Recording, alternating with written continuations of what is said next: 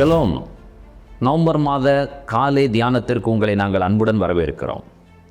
இந்த மாதம் முழுவதும் பரிசுத்த ஆவியானவரை பற்றி நாம் தியானிக்க இருக்கிறோம். ஆதியாகமம் முதல் வெளிப்படுத்தின விசேஷம் வரை பரிசுத்த ஆவியானவர் பல்வேறு பெயர்களில் அறியப்பட்டிருக்கிறார். அவரை பெற்றுக்கொள்வதும் அவரை பற்றி அறிந்து கொள்வதும் பரிசுத்த ஆவியானவரை அபியாசப்படுத்துவதும் நம்முடைய வாழ்க்கையில் மிக மிக அத்தியாவசியமான காரியங்களில் ஒன்றாய் காணப்படுகிறது. வாருங்கள், பரிசுத்த ஆவியானவருடைய நிறைவை பெற்று அவருக்குள் நாம் நிலைத்து வாழ கர்த்தர் நமக்கு உதவி செய்வாராக. ஷலோம்.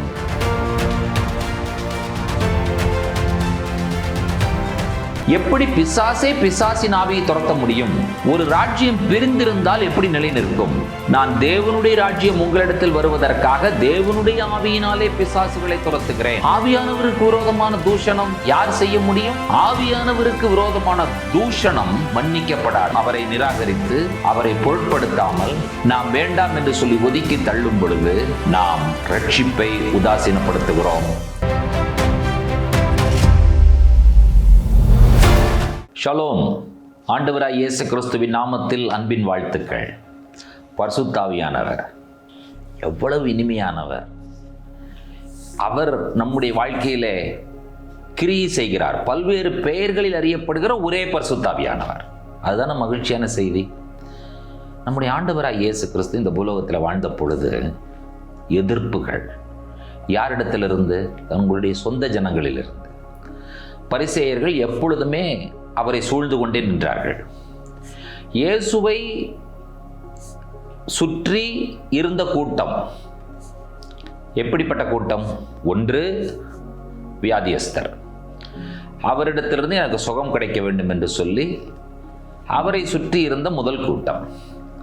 இரண்டாவது கூட்டம், அவர் செய்கிற அற்புதங்களை பார்ப்பதற்காக கூடி வருகிற இரண்டாவது வகையான கூட்டம். மூன்றாவது ஒரு கூட்டம் இருந்தது, அவர் செய்கிற விஷயங்களிலே குற்றம் கண்டுபிடிப்பதற்காக சுற்றி கொண்டிருந்த ஒரு கூட்டம். தேவையுள்ள மக்கள் அவர் தேவைகளை எவ்வாறு சந்திக்கிறார் என்பதை பார்க்க ஆவலாய் கூடின மக்கள், அவருடைய ஊழியத்திலே குற்றம் கண்டுபிடிப்பதற்கான ஒரு கூட்ட மக்கள். அவர்கள் எப்பொழுதும் பரிசேயர்களாய் இருந்தார்கள். பரிசேய கூட்டத்தை சேர்ந்தவர்களாய் இருந்த யூதர்கள் என்று வேதாகமத்திலே அடிக்கடி நாம் படிக்கிறோம். அவரிடத்தில் கேள்விகளை கேட்பவர்கள். நாம் வரி செலுத்துவது சரியா தவறா? எந்த ஆவியினாலே இதை நீர் செய்கிறீர்? நீர்தான் மேசியாவா? நீர் எப்படி இந்த காரியங்களை எல்லாம் செய்கிறீர்? இவ்வாறு அவரை பின்தொடர்ந்து கேள்விகளை கேட்டுக்கொண்டிருந்த மக்கள். ஒரு முறை நம்முடைய ஆண்டவராய் இயேசு கிறிஸ்து ஒரு குருடும் ஊமையுமான அசுத்தாவி பிடித்த ஒரு மனிதனை சுகமாக்குகிறார்.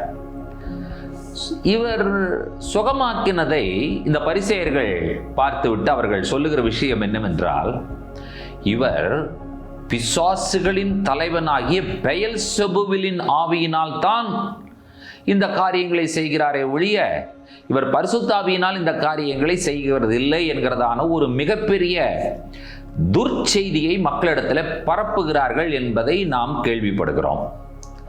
அப்பொழுது நம்முடைய இரட்சகராகிய ஆண்டவராய் இயேசு கிறிஸ்து எப்படி பிசாசின் ஆவியை துரத்த முடியும்? ஒரு ராஜ்யம் பிரிந்திருந்தால் எப்படி நிலை நிற்கும்? சாத்தானுடைய ராஜ்யம், ஒரு சாத்தான் இன்னொரு சாத்தானை துரத்துவானா? துரத்த முடியாது.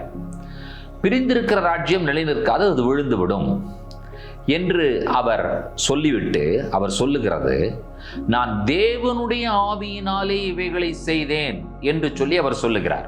மத்தேயு 12ஆம் அதிகாரம் 28வது வசனத்தில் நம்முடைய ஆண்டவர் சொல்லுகிற வார்த்தைகளை வாசிக்க கேட்போம். நான் தேவனுடைய ஆவியினாலே பிசாசுகளை துரத்துகிறபடியால் தேவனுடைய ராஜ்யம் உங்களிடத்தில் வந்திருக்கிறதே. நான் தேவனுடைய ராஜ்யம் உங்களிடத்தில் வருவதற்காக தேவனுடைய ஆவியினாலே பிசாசுகளை துரத்துகிறேன். பிசாசு துரத்தப்பட்டால் தேவனுடைய ஆவி நமக்குள்ளாக வாசம் செய்து தேவனுடைய ராஜ்யத்தை கட்டி எழுப்பும். இது ஆண்டவர் சொல்லுகிற வார்த்தை. இப்பொழுது கர்த்தர் யூஸ் பண்ண ஒரு கடினமான வார்த்தையை மத்தேயு 12ஆம் அதிகாரத்தினுடைய 31வது வசனத்தில் வாசிக்க கேட்போம்.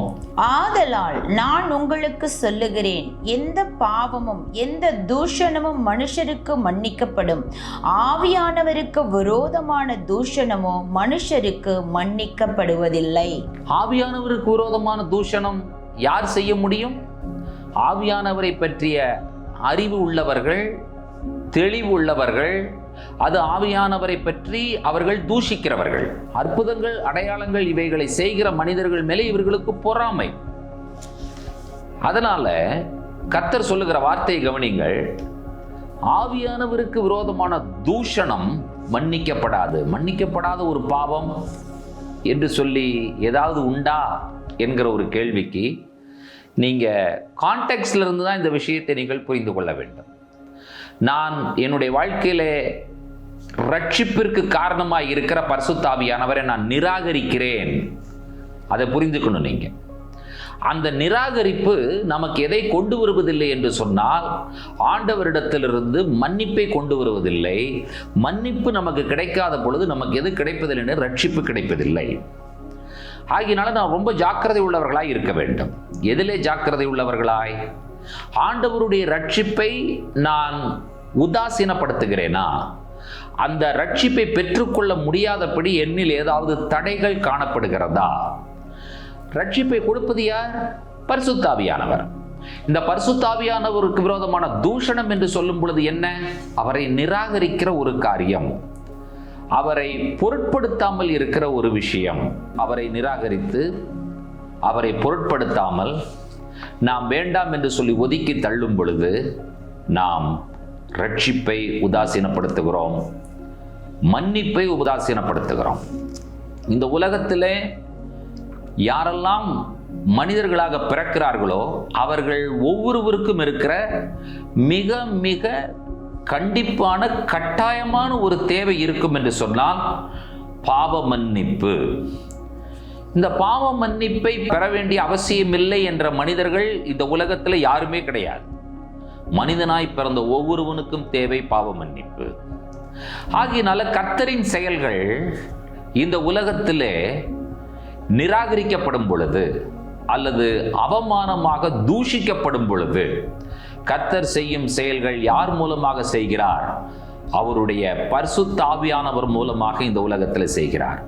அந்த செயல்கள் நிராகரிக்கப்படும் பொழுது, அவமானப்படுத்தப்படும் பொழுது, அந்த மனிதனுக்கு ரட்சிப்பு கிடைக்கவில்லை, மன்னிப்பு கிடைக்கவில்லை, அவன் ரட்சிக்கப்பட முடியாது. ரட்சிப்பை உதாசீனப்படுத்துகிறோம். ஆகினால நமக்குள்ளாக இருந்து நமக்கு வெளியேற பெற்ற ஈவாகிய ரட்சிப்பை இலவசமாக சுதந்திரமாக கொடுக்கக்கூடிய பரிசுத்த ஆவியானவரை நாம் துக்கப்படுத்தி, தூஷணப்படுத்தி, கேவலப்படுத்தி, நிராகரித்து, அவமானப்படுத்துவோம் என்று சொன்னால் நாம் ரட்சிக்கப்பட முடியாது, நமக்கு மன்னிப்பு கிடைக்காது, நாம் பரலோகத்திற்கும் வரவும் முடியாது. ஆகையினால பரிசுத்த ஆவியானவருடைய செயல்கள் என்று சொல்லும் பொழுது, குருடும் ஊமையுமான ஒரு பிசாசு பிடித்த, அசுத்தாவி பிடித்த மனிதனை ஆண்டவர் சுகமாக்கினாரே, இப்படிப்பட்ட செயல்களெல்லாம் பரிசுத்த ஆவியானவரால் நடைபெறுகிறது என்கிறதை அறிக்கை செய்ய வேண்டும். அந்த வாயின் அறிக்கையும் இருதயத்தின் விசுவாசமும் நமக்கு எதை தேடித் தருகிறது என்று சொன்னால் மன்னிப்பையும் அதன் விளைவாக சந்தோஷமான ரட்சிப்பையும் நமக்கு தேடித் தருகிறதா இருக்கிறது. இன்றைக்கு ஒரு தீர்மானம் எடுப்போம். பரிசுத்த ஆவியானவரை அவமானப்படுத்தவோ, நிராகரிக்கவோ, தூஷணப்படுத்தவோ நான் எத்தனம் பண்ண மாட்டேன். கர்த்தருடைய ஆவியானவர் என்னோடு கூட இருந்து எனக்கு ரட்சிப்பையும் பாவ மன்னிப்பின் நிச்சயத்தையும் கொடுத்து பரலோக ராஜ்யத்திற்கு தகுதி உள்ளவராக மாற்றுவாராக. ஆவியானவரே, தூய ஆவியானவரே, எனக்குள்ளாக வாரும் என்கிற மன்றாட்டோடு கூட இந்த காலை தியானத்தை நாம் நிறைவு செய்யலாம். வாருங்கள், இணைந்து ஜெபிப்போம். பரிசுத்தமும் கிருபையும் இறக்கும் நீதி நிறைந்த எங்கள் அன்பின் ஆண்டவரே, அற்புதமான காலை பொழுதிலே இந்த உலகத்தில் ஆண்டவரை நடைபெறுகிற கிரியைகள் தேவனுடைய ராஜ்யத்தை கட்டுவதற்காக பரிசுத்த ஆவியானவரால் நடப்பிக்கப்படுகிறவைகள் என்பதை நாங்கள் இந்த உலகத்திற்கு சந்தோஷமாய் சொல்ல வேண்டிய மக்கள். ஆண்டவரே, கிரியைகள், அசுத்தாவிகளை விரட்டுவது, அந்தகார வல்லமைகளின் மேல் அதிகாரம், இவைகளெல்லாம் பரிசுத்த ஆவியானவரே கொடுக்கிறவராய் இருக்கிறார்.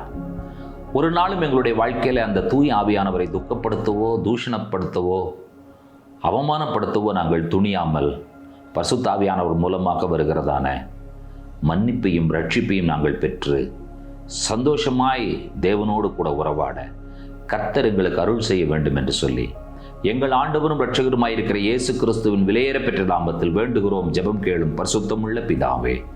ஆமேன், ஆமேன். நம்முடைய கர்த்தராகிய இயேசு கிறிஸ்துவின் கிருபையும் பிதாவாகி தேவனுடைய அன்பும் பரிசுத்த தேவாவியானவருடைய அந்யோன்ய ஐக்கியமும் சிநேகமும் நம் அனைவரோடும் கூட கர்த்தருடைய வருகை பரியந்தம் நீடித்து நிலைத்திருப்பதாக. ஆமேன், ஆமேன். தேவ கிருபையும் சமாதானமும் பெருகுவதாக. ஷலோம்.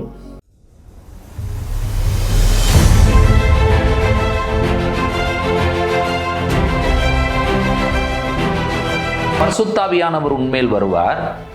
உன்னதமானவருடைய பலம் உன்மேல் நிழலிடும். யார் நிழலிடும் பொழுது? பரிசுத்தாவியானவர் நிழலிடும் பொழுது. ஒரு பெண்ணிடத்துல பிறந்தபடியினால் அவர் முழுமையும் மாம்சமாக இருந்தார். அவர் பரிசுத்தாவியானவரால் கர்ப்பந்தரிக்கப்பட்டபடியினால் அவர் முழுமையும் கடவுளாகவும் இருந்தார். முழுமையும் கடவுளாகவும் முழுமையும் மனிதனாகவும் இந்த பூலகத்திலே நம்முடைய ஆண்டவராய் இயேசு கிறிஸ்து பிறந்தார். அதற்கு காரணம் உன்னதமானவர் அவர் மேல் நிழலிட்டார். மருத்துவர்கள் கைவிரித்த எத்தனையோ வியாதிகள் உன்னதமானவர் நிழலிட்டபடியினால் சுகமாகி இருக்கின்றன.